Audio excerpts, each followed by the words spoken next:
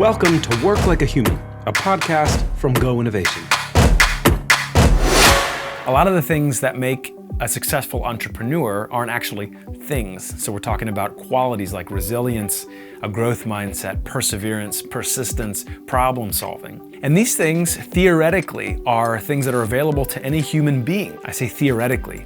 In actuality, there are a lot of communities in the United States that for a lot of reasons historically have not had equal access to the kind of opportunities that allow a person to take those mindset qualities and turn them into something that can generate meaningful work for them and for others. My guest on the podcast today is Camille McCallum, and she's the founder of a nonprofit called Model the Way.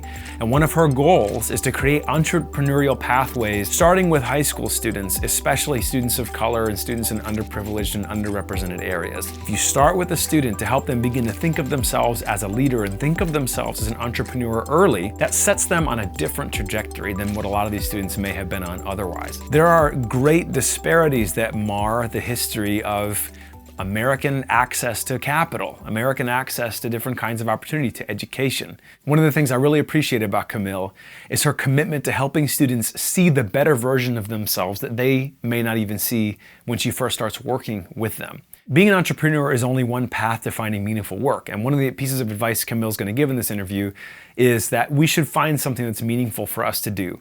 So I'd like to pose this as a reflection question before we jump into the interview is, what does meaningful work mean to you? When you think about the way that you spend your time, what you receive a paycheck for, maybe you've got some internal sense of calling or vocation, what you see in the world that's a need, what you enjoy. At the intersection of all those things, how do you personally find meaning in what you do? What would it look like for you to help others unlock more meaning in what they do? And there's something she said that really caught me. She says, a lot of these students, they come from a very high-risk background. The idea of being an entrepreneur was never an option for them because those who might give them their options see that as too much additional risk. Like, I'm already taking a ton of risk, why do I risk even more? The point Camille makes is it's actually a greater risk to not ever even have the option of trying. Like, what innovations, what ideas, what movements might our society miss out on because students who come from very underprivileged backgrounds with low access to resources aren't ever given the springboard to take their ideas and bring them to life. And Camille's mission through Model the Way is to provide that springboard and that safety net, as another metaphor that she uses. Let's turn now to our conversation. Camille, good Monday morning. Thank you so much for being willing to be a guest on Work Like a Human. Thank you so much for having me. I'm glad to be here. Absolutely. So I got to know you recently, and some of the work that you do with entrepreneurs is fascinating. Why don't you give us the overview of what does work mean to you right now? Absolutely. So I work with entrepreneurs both kind of in my 9-to-5 job and in a nonprofit that I run called Model the Way. So every day in my day job, I work with student entrepreneurs at Southern Methodist University, advising them on how to start their companies, getting them ready for pitch competitions, and pretty much just connecting them with anybody and help them along the way. And the good thing about being a university student is that pool is pretty much wide open for help when you're at that stage. And then with Model the Way, I work with high school entrepreneurs.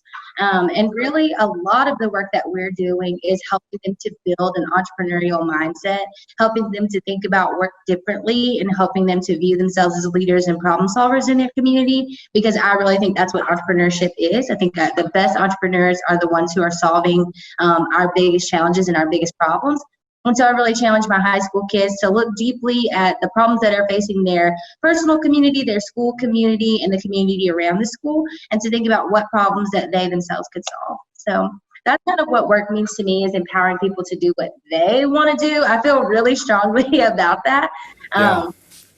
Because growing up, that was not an available option to me. You know, people are like, you're good at talking, you should be a lawyer. And that was my only option. They were like, there's no other careers for people like you, just lawyering.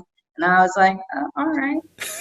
When you described the work that you do with high schoolers earlier, what I heard you say were a lot of terms that I think could almost be summed up with the idea of like mindset or perspective shift, where you said things like problem solving, looking around for opportunities.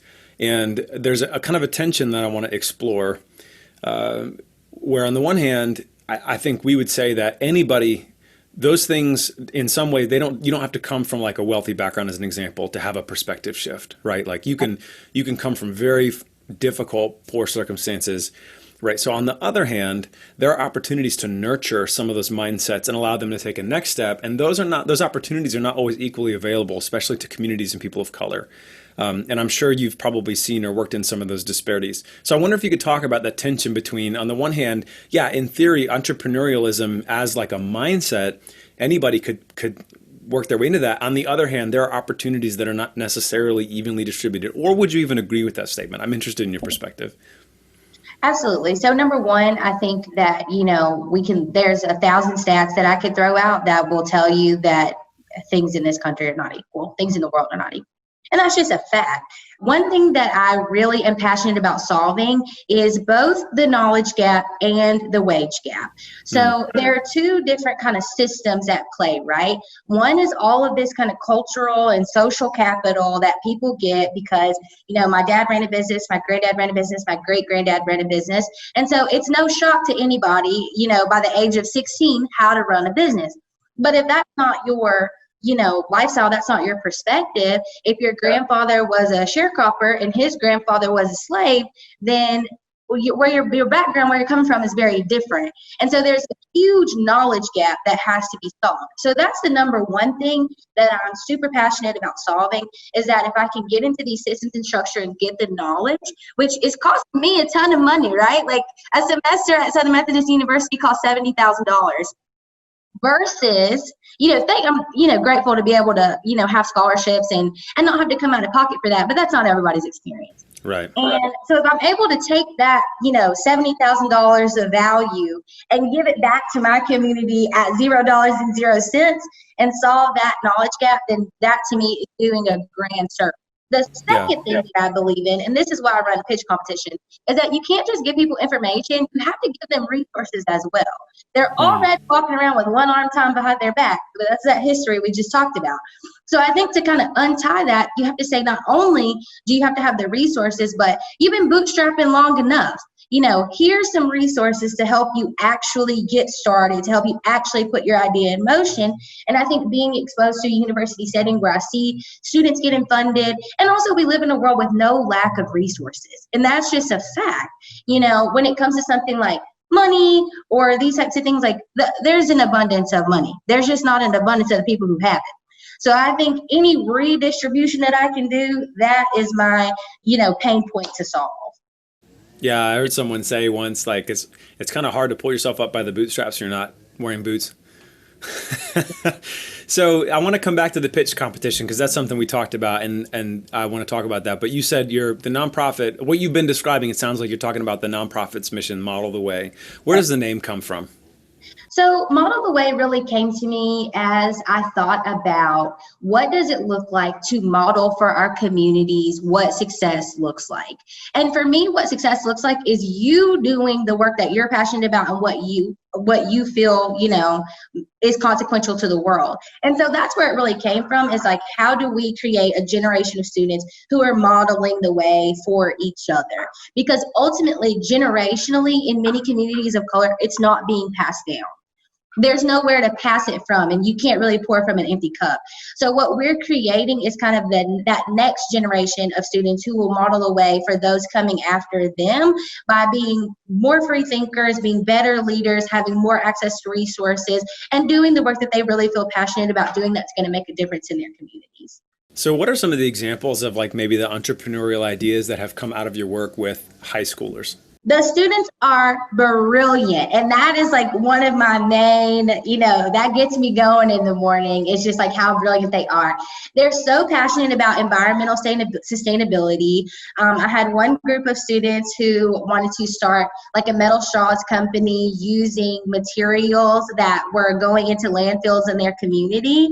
Loved that. And also, like, just to like say that that's a good idea, there is a company that I just onboarded to our SMU incubator who literally is doing that exact idea. And they've been VC funded. They're like getting a ton of support. They've got restaurants all over Dallas who are buying their straws up. So, I knew that that was a great idea. Had another group that wanted to solve homelessness by opening a business that would take in homeless people and give them jobs. Had another group that wanted to do like a blue apron for low-income communities and bring in healthy food options at affordable prices for people. So the students are just absolutely, had another group of students who wanted to do like a teaching program for students who are immigrants who come to school and don't know English, so that they wouldn't have to be a year behind in their school just because they don't know the language. It's not that they're not smart, they just don't know what you're saying. So the students are just absolutely brilliant. And so I love working with them. I love hearing their ideas because they're not just about making money. They're also about solving, real problems that are affecting them in their communities. So these are like young members of Generation Z. Mm-hmm. And I feel like a lot of people, brands, companies right now are trying to figure out like what's the best way to connect. So maybe this isn't the best way to get in this question, but I feel it's like that group of people, two people who are like I'm an older millennial, like a slightly mm-hmm. older millennial and above, that generation is almost increasingly a mystery in some ways. And I mean, I kind of wonder if part of the mystery is people just aren't spending that much time with high schoolers, right? Like if you just spend time with them. But I guess I'm wondering, like, as I've heard people say stereotypes like, I just can't get them to get off their phones and like get on the phone and have a conversation, But it sounds like you're encountering a bunch of young students who are like excited and passionate and doing work. So like, what's the perception gap that's going on there and how do you bridge that? I would say every generation is super different, right? Like, and I think I've talked to you about this before, but like when I do work in Mississippi, if I'm trying to get in touch with somebody, I have to pick up the phone and call them. If I email them, I may never hear back. They don't want to be on Zoom. They want to talk on the phone. And that is just their style. And this is when I'm talking to people who are kind of in that, generation above millennials, who they've done all their work on the phone. They've done everything like hustling, business cards, which like, I don't know anybody who has a business card anymore, but that's just my generation. The very cool thing when it comes to me and Gen Z is that I have a sister who's Gen Z. So I've grown up in the house, that helps. with a student who's in this population. So that also means that I have somebody to call on and say, like, is this cool or not? Do people like this? Will they respond?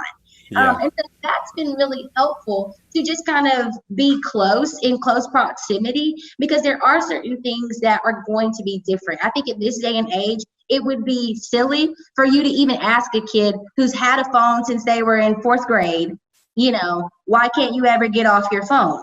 Well, Mom, I've been on my phone for the last 10 years. So I don't know why you thought just because we're in school, I was going to get off of it. So I think that you have to use these things to your advantage. We use a ton of video content because that's what children are consuming. Even if you look at TikTok, I was just reading a Mintel report last week that said, if you want to market to Gen Z, you need to do it on TikTok. That's where they are. They're not on Instagram. They're not on Facebook. They're not on Twitter. They're on TikTok. Yeah. And so when I think about that, when I'm showing them video content, when I'm allowing them to make videos to practice their pitch using video content, I'm getting so much more better results because that is how they create content and that's how they consume content. So they're able to perform it in real life during the pitch competition, but having them practice using video, having them practice using their phones, having them just be connected to technology. Technology is a really powerful, wonderful tool, and we have to work with it and not against it. Technology is a powerful tool. We need to work with it and not against it. Okay, so cast your mind forward. What would success look like in the longer term for Model the Way? For Model the Way, we would love to be in schools all over Mississippi and all over Texas and nationally. So when I say that, that's kind of my 3-pronged strategy, is to really branch out through Mississippi, starting in Lee County, which is the schools that we will be in for this upcoming year, to branch out in Dallas, and then go beyond in Texas, and then to branch out nationally and really build out a national office.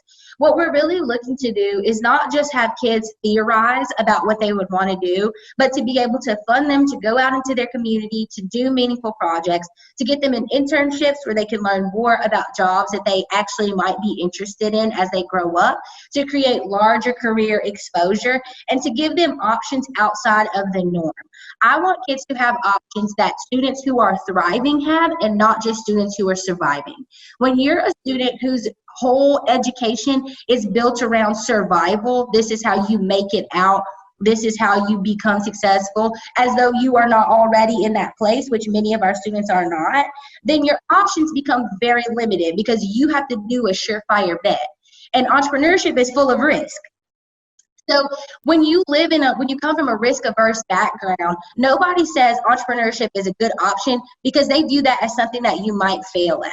But what I think is failure is you never being able to try, and you being stuck in a job that you don't really like because it was safe and because it was secure, because there was never a safety net for you. So I'm saying, here I am with my big old net.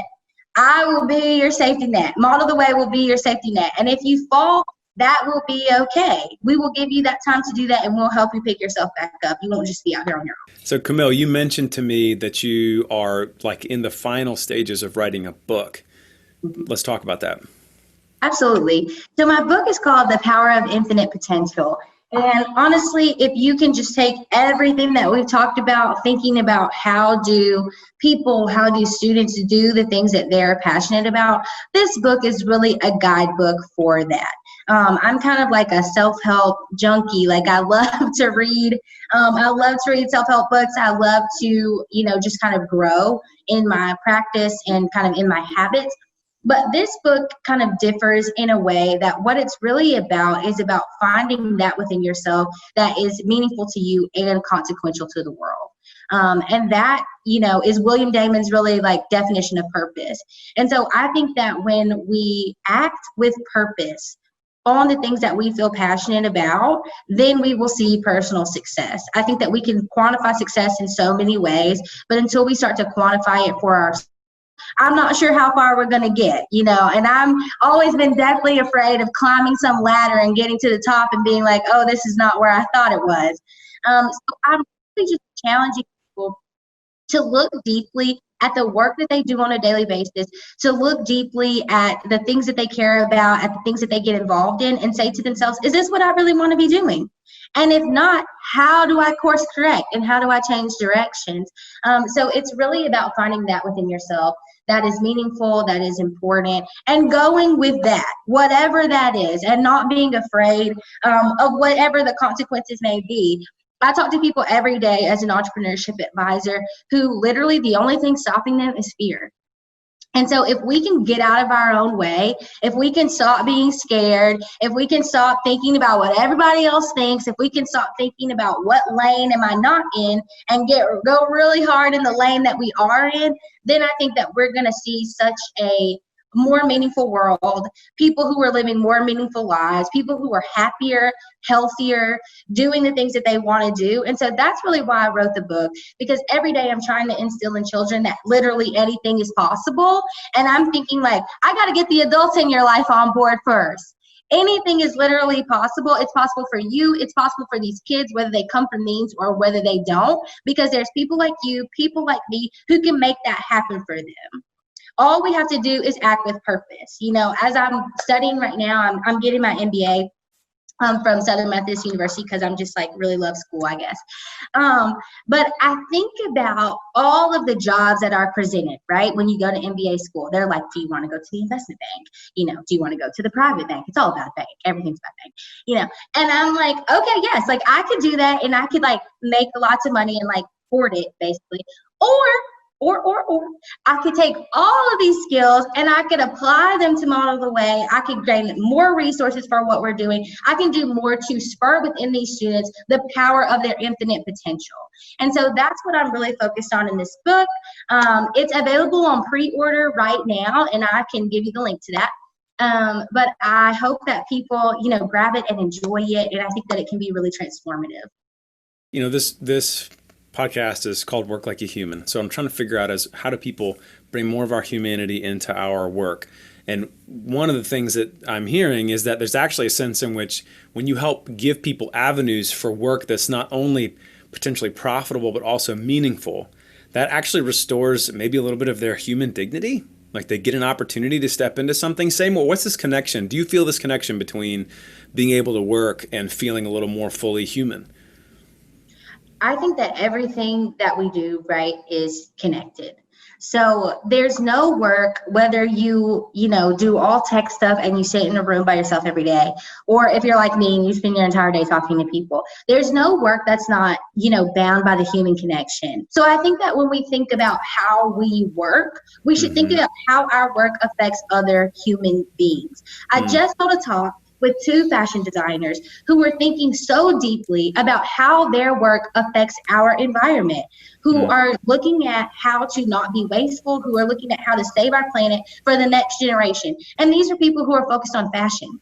So we can think about our humanity in every aspect of our work, and I think that we should, because it makes our world a better place for all of us. All of us are connected in the great circle of life. So we have to think deeply about how our work affects other people. We have to be kind. We have to be nice. We have to not exploit people. It's very important. So let me jump on a thread from a little bit earlier. So you have opportunities with high schoolers and with college students to help people envision and step into lots of different kinds of entrepreneurial opportunities.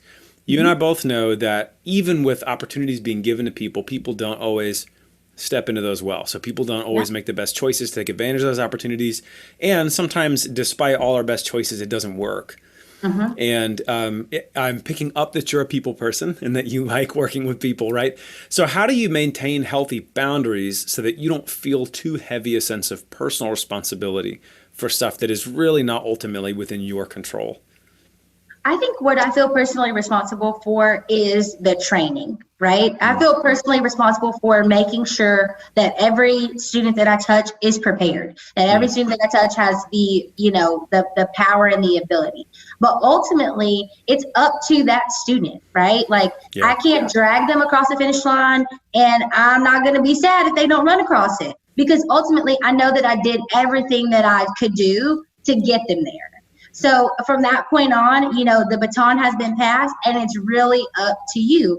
And I think that as we instill these things, one of the big principles that I was taught as a child was that if you train a child up in the way that they should go, when they're old, they won't depart from it. So maybe you don't kind of latch on to this at age 17, but maybe at 27, you're giving me a call and, you want to talk about something, and I'll still be there to talk about it with you. Now, you mentioned a pitch competition earlier, and we talked a little bit about this in a previous conversation. It's kind of an exciting thing. Talk to me about that pitch competition. Absolutely. So kind of the culminating final project with Model the Way when we're doing our school-based program is a pitch competition, and we get to seed fund them. So our first contest prize was $500. And so we gave it to a team of students to help them implement their idea and get them in an internship program. So the real thing is also like to funnel these projects so that they can actually exist in some form. So we're talking with the students about what does an MVP look like.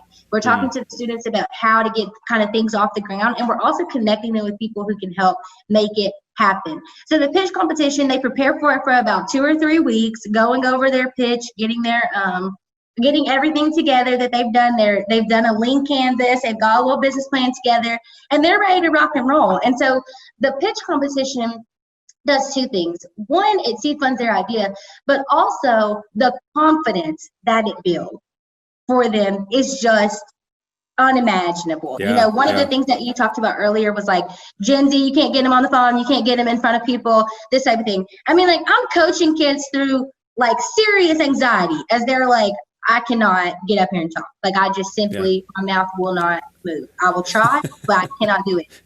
And I mean, we practice this thing to the letter so that when they get up there in front of some pretty prestigious judges, I mean, they're ready to rock and roll. Yeah. They're acting with confidence, and they're building that within themselves. And to me, that is invaluable.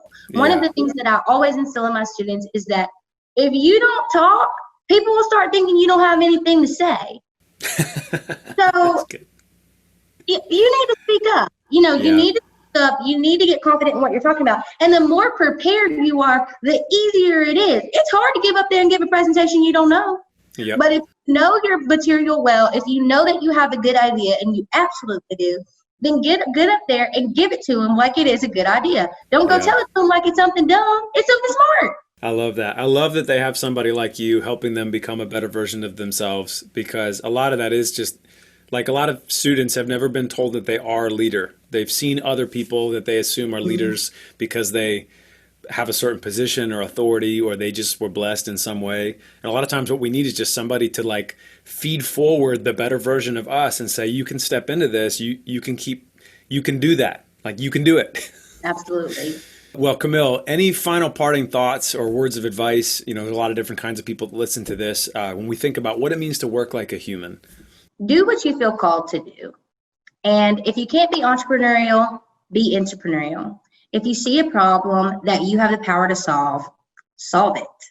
I mean, that is what our world is about. Every job that's been created, everything that we see right now that we have, it's because somebody saw a problem and created an avenue for it to be solved. So I think that in the same way that you're solving problems in your everyday life, continue to do that. Continue to do that in your work. Continue to do things that are going to impact all of us in a positive way, because that's how we make our world a better place. Camille, how can folks get in touch, learn more? What website should they go to? I think it's modeltheway.org. It is, yes. Yes, you can go to modeltheway.org, and you can read all about our work. You can connect with me on there by using the contact form. You can also feel free to email me at camillem@modeltheway.org. I'm always open to talk. I do coaching sessions as well. And if any, school officials are listening, I'm rounding out kind of my spring semester, what schools will be going into, and we would be happy to come into your school and do this work. So thank you so much. Yeah, Camille, thank you for spending some time. I look forward to seeing how this continues to develop, and I hope that we can do something together in Mississippi at some point. Absolutely. Thank you so much for having me. I really appreciate it. As we leave this episode of Work Like a Human, I encourage you to think, what does creating a more just and equitable work environment look like around you? So for Camille, she sees high school students who have historically been denied access to some of these entrepreneurial pathways, and she wants to give them not only the resources, but the springboard, the safety net to pursue those pathways. You are not in her situation, you probably aren't, but you probably are in some context somewhere that could stand to be a little more just and a little more equitable. What do those things mean to you? What would it look like to help others have access to the opportunities that many of us take for granted? I think this is one way that we can all work more like a human. Thanks for listening or watching. I look forward to connecting with you again in the future.